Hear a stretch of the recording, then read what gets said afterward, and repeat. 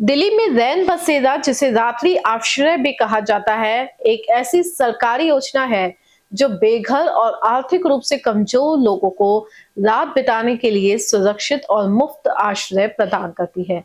दिल्ली शहरी आश्रय सुधार बोर्ड इन आश्रयों का संचालन और प्रबंधन करता है। रैन बसेरों में रहने की जगह, बिस्तर, कंबल और कुछ मामलों में भोजन भी उपलब्ध कराया जाता है। दिल्ली सरकार के मंत्री ने आज निजामुद्दीन रैन बसेरा का निरीक्षण किया, जिसके बाद मंत्री जी काफी नाराज हुए। रैन बसेरा में सभी व्यवस्थाएं अस्त व्यस्त पाई गई।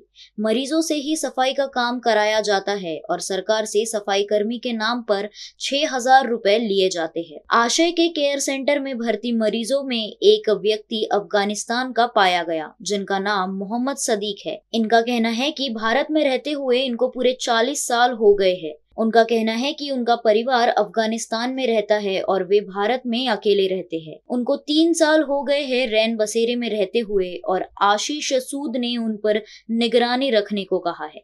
देखिए, हमें हमें बहुत दिन से, जिस दिन से हम सरकार में आए हैं, हमें रैन बसेरों की व्यवस्थाओं के बारे में लगातार बड़ी शिकायतें मिल रही थी।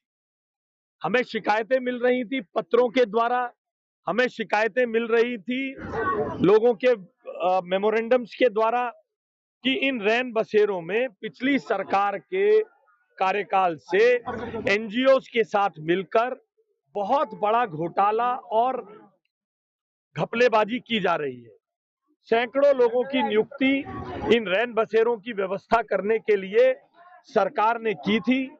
हमें शिकायतें लगातार मिल रही हैं कि इन रैन बसेरों में ना तो उतने लोग नियुक्त किए गए हैं और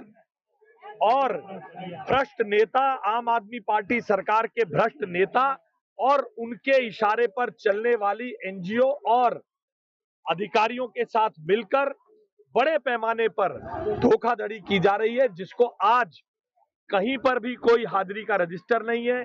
5-5, 6-6 हजार में गरीब मजदूर जो यहाँ रह रहे हैं, उनका एक्सप्लॉयटेशन करके सफाई कर्मचारी या यहाँ की मैनेजमेंट में लगाया गया है और लाखों रुपए सरकार से उसकी एवज में वसूले जा रहे हैं। हम इसकी जांच कराएंगे, जरूरत पड़ी तो सीबीआई से भी जांच कराएंगे। हम इन गरीब लोगों के साथ, जिनको आश्रय देना, जिनकी सेवा करना सरकार के तौर पर हमारा दायित्व है, उनके साथ हो रहे इस भ्रष्टाचार, उनके नाम पर हो रहे इस भ्रष्टाचार के खिलाफ हम चुप नहीं रहेंगे। हमने लगातार एनजीओस को सूचना दी थी कि आपके संदर्भ में इन शिकायतों को यहाँ के भ्रष्ट अधिकारियों के, जो पहले भ्रष्ट नेताओं के साथ मिले हुए लोग हैं, उनको जानकारी दी थी। मगर अब मुझे लगता है कि समय आ गया है, इसकी गंभीर जांच हो, जरूरत पड़ने पर सीबीआई से भी जांच कराई जाएगी और पिछली सरकार में के समय से जो इस भ्रष्टाचार में लिप्त हैं, चाहे वो नेता हो, चाहे उनके साथ मिले हुई एनजीओ हो या सरकार के कोई अधिकारी, सबसे जिसने जनता का खाया है उसे वापस लौटाना पड़ेगा।